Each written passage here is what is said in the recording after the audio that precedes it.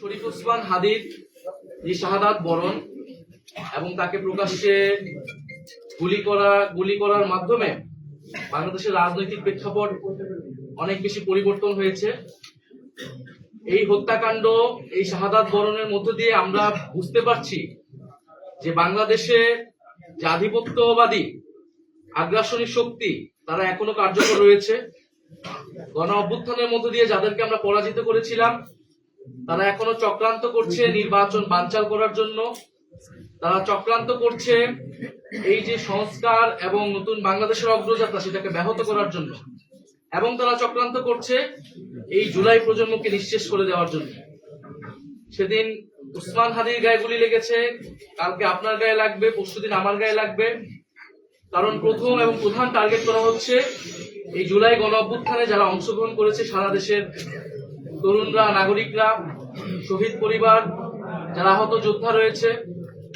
মানে এই পরিবর্তিত প্রেক্ষাপটে আমাদের কাছে মনে হয়েছে, আমরা দলীয় ফোরামে আলোচনা করেছি যে আমাদের এই মুহূর্তে এই নির্বাচন সুষ্ঠুভাবে সম্পন্ন করার জন্য, প্রতিযোগিতা পূর্ণ করার জন্য, এবং যাতে আধিপত্যবাদী কোন শক্তি আমাদের এই গণঅভ্যুত্থান পরবর্তী অগ্রযাত্রাকে ঠেকাতে না পারে, সেজন্য আমাদের বৃহত্তর ঐক্য প্রয়োজন।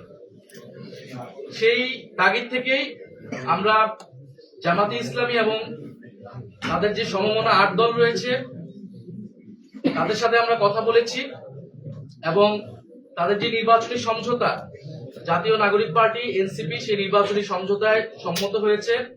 আমরা জাতীয় নাগরিক পার্টি এনসিপি এবং এই সমমনা ৮ দলের সাথে আমরা একত্রে নির্বাচনে অংশগ্রহণ করব বলে আমরা সিদ্ধান্ত নিয়েছি। দ্বিতীয় বিষয়টি হচ্ছে এই নির্বাচনী সমঝোতা এটি একদিকে যেমন নির্বাচনী বৈতরণী পার হওয়ার জন্য, অন্যদিকে আমাদের যেই এনসিপি প্রথম থেকে সংস্কার বিচার প্রশ্নে আমরা কাজ করে যাচ্ছিলাম, সেই সংস্কার বিচার এবং আধিপত্যবাদ বিরোধী, দুর্নীতি বিরোধী এই বিষয়গুলোতে আমাদের ন্যূনতম কর্মসূচিও থাকবে।